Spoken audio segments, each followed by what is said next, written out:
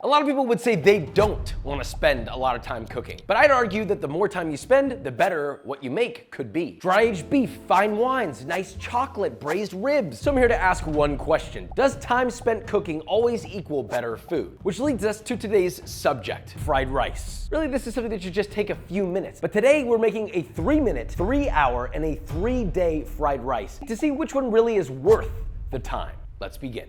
So does a 3-minute fried rice even exist? Yes, this includes the cooking of the rice because there isn't any cooking of the rice. I don't want anybody in the comments going, oh Josh, that's not 3 minutes because I gotta cook the rice and da-da-da-da-da. Okay, fine, listen, I want to understand and be helpful here. So yeah, we're using pre-made rice. Can't say I'm happy with it, but it's the only way to make this take 3 minutes. There is no cooking rice in 3 minutes, maybe in the future. At least it's a brand of rice that I somewhat like. I'll be honest with you, that could completely ruin this, but we'll find out. Now, to prove that this was 3 minutes, I'm gonna start a 3-minute timer right here, and we're gonna cook this together. Here we go. So first you need a wok. But I don't have a wok. Okay, then use a big pan. It's all right, just use a big pan. Totally fine. But I mean, obviously you won't get the wok. Hey. So you're gonna add a generous amount of oil to that wok. Put it on high heat. Once the oil is ripping hot, crack 1 to 2 eggs into that, season with salt. Use a chopstick to break that up. Then you're gonna add half a cup or 70 grams of frozen mixed vegetables. Yes, the peas and the carrots. Am I a fan of this? Absolutely not. But guess what? It's 3-minute fried rice. Then you're gonna add 2 packs of nishiki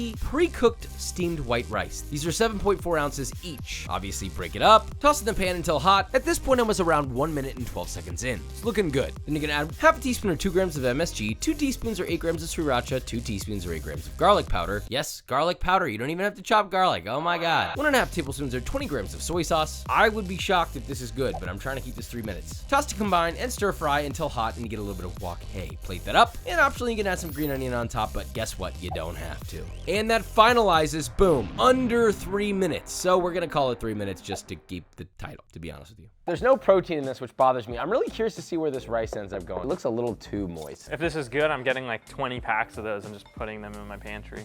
It is overcooked. The flavor's there. I've had worse fried rices at actual restaurants. This was actually less than 3 minutes. Frozen vegetables, I just threw everything in there. We added garlic powder to save time, obviously. It tastes pretty good. My one complaint is purely textural. The rice is pretty overcooked and kind of turns into a bit of mush, but the flavor's there. I mean, for 3 minutes, that's pretty ballin'. I know Vikram's gonna do this when he gets back home.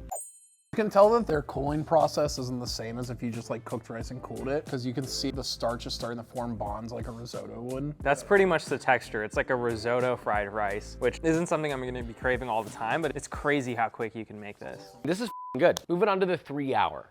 Hey guys, okay. Hey guys, okay, yep, that's fine. Ah, why are there so many of me? Who put these here? Ah, please, no more. I've seen enough of myself. Ah!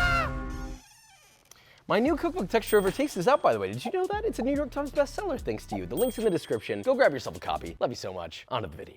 Moving on to the 3-hour fried rice. I'm surprised by how well the 3-minute did. Will it be worth it to jump to 3 hours? Start by washing 2 cups or 340 grams of white rice, ideally short grain. Wash that 2 to 3 times till the water runs clear. Pop that into a rice cooker with equal parts water and close the lid and let it do its thing. It'll do a little song. Oh, it's so very nice. Love, love.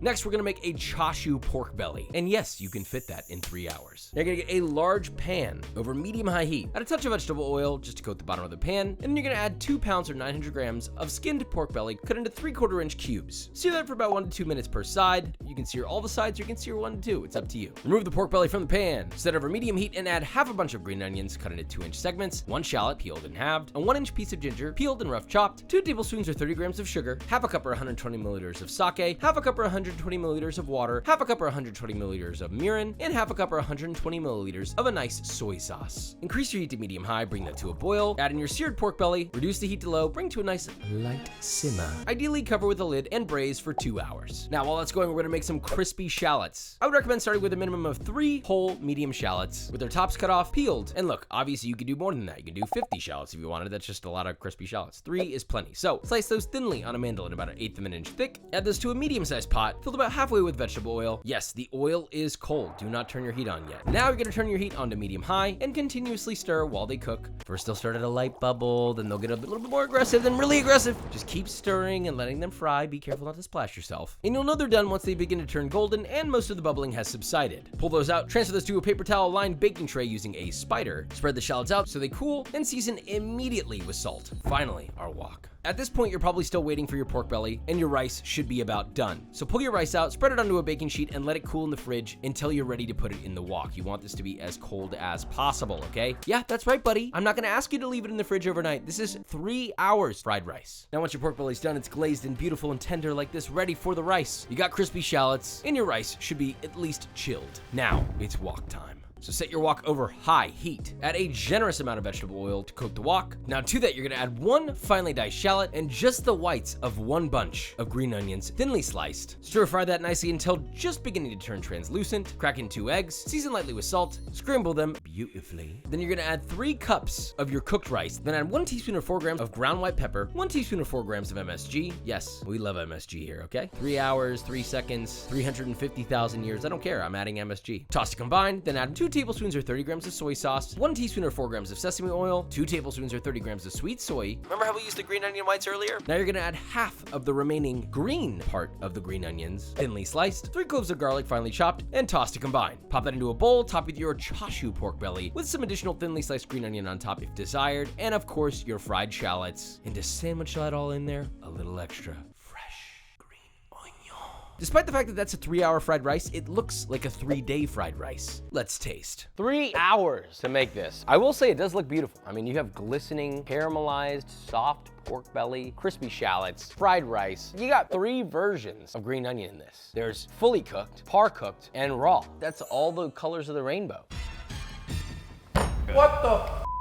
This is really good. There's layered textures in this one. What stands out to me over the last one is the bitiness of it, which you get with this chilled rice. I make fried rice all the time, and sometimes I won't chill my rice, and sometimes I will. And that time alone improves it so much. Even if you took the pork belly off of this, cooking the rice fresh made a big difference. So this is already immediately better than the previous one, but you have to have that 2 to 3 hour cooling time minimum. This is infinitely better than the last one. And that, for 3 hours, 100% worth it, 100% better. Moving on, the final one, 3 days. So what does a 3-day fried rice look like? Oh, I'll show you, sweetheart. First, the short rib. In a blender, add 4 star anise, 2 tablespoons or 30 grams of black peppercorns, 2 tablespoons or 30 grams of Szechuan peppercorn, blend until a fine dust. Toss that together with half a cup or 60 grams of kosher salt. Stir until completely combined. Then you're gonna take 2 pounds or 900 grams of bone-in short ribs. You can use the ones that are cut into chunks, or you can use the whole short rib like these guys. It really doesn't matter. Don't worry too much if you can't find it. Season those generously with your spice mix. Pop those into a vac seal bag, vacuum seal them, and then place into a sous vide set to 69 degrees Celsius, nice, and cook for 72 hours. So I know that we're already at 3 days here, but it doesn't stop with that. On that same day, you're gonna take half a pound or 225 grams of red Fresno chilies, half a pound or 225 grams of red jalapeno peppers. By the way, if you don't have either of these, you can go all the jalapeno pepper, all red Fresno. It's really up to you, and it's okay if the jalapenos are green. Remove their tops. Now get yourself 1 quart of water and stir in 30 grams of kosher salt. Mix until combined, then get yourself a large 1 to 1.5 quart size mason jar, adding 6 cloves of garlic lightly crushed, your peppers, and cover with your brine. To ensure they're submerged, you can use a little bit of plastic wrap, cover lightly with a lid, and let that ferment for 3 days. So they'll be done by the time the short rib's done. So on the 72nd hour, take your short ribs out and place them in the fridge until cold and the fat is solidified. Ideally, you want to ice bath these before you put them in the fridge, by the way. It's actually safer to do that first. Be safe. Love you. Straighten your peppers out of the brine, add the solids to a blender, along with 1 tablespoon or 15 grams of non-prick pow, or chili jam, really whatever you're feeling. Begin blending on low, adding just a tiny splash of water to loosen. Once that starts vortexing, blend on high until as smooth as possible. Then optionally, you can add a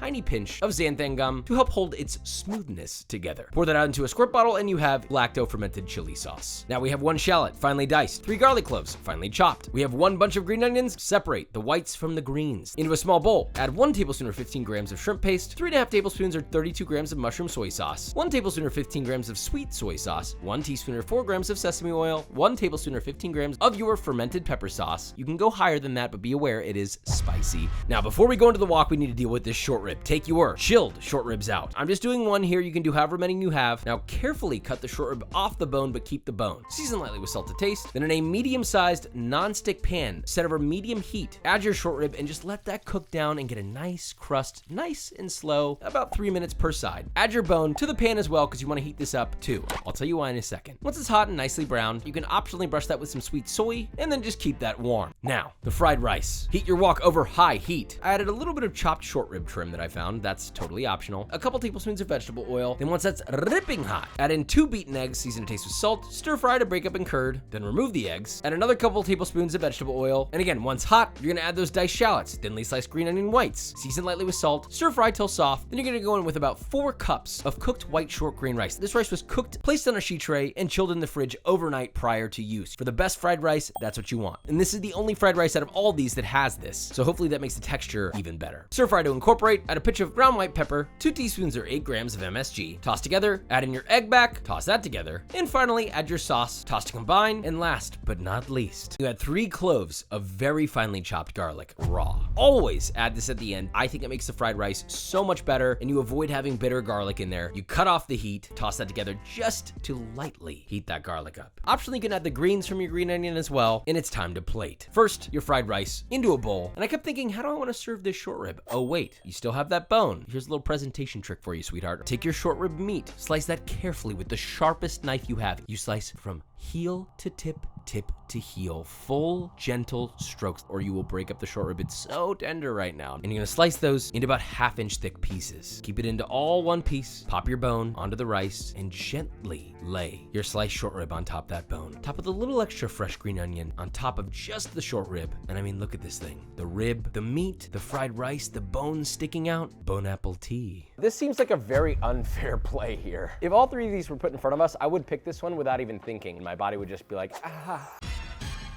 Damn. I don't know what I like more, the rib or the rice. That's insane. I've had a 3-day short rib before. This, with all the new things added to it, is out of this world. This is the greatest bite of food I think I've had thus far in my life. The funny thing is no one will make this. Everyone's gonna be like, I don't have time for that. You don't have time for the greatest bite in your life. Not that much additional effort, a lot more wait time. Great things take time. This is at least 3 to 4 times better than the 3-hour fried rice. I thought the 3-hour rice was gonna be hard to beat. And then I took a bite of this. And I was like, damn, this is probably the best fried rice I've ever had. The 3-minute one was like a lowercase fried rice. This is like bold, gigantic text fried rice. Completely worth the time. Which means time won yet again. It always wins. But listen, you could always just make the 3-hour fried rice and you'll get the best of both worlds and you don't get the short rib. But I gotta say, sometimes just being patient will lead to a better dish. I'm not saying you have to. This isn't gonna be yours. I got home at 3 a.m. drunk and I'm gonna whip this up real quick. No, it will take you a few days and it is what it is. But guess what? Sometimes great things take time. Everyone wants a shortcut in life, and today there wasn't one. But at least there was something good at the end of the story. Now, do me a favor and go make something like fried rice.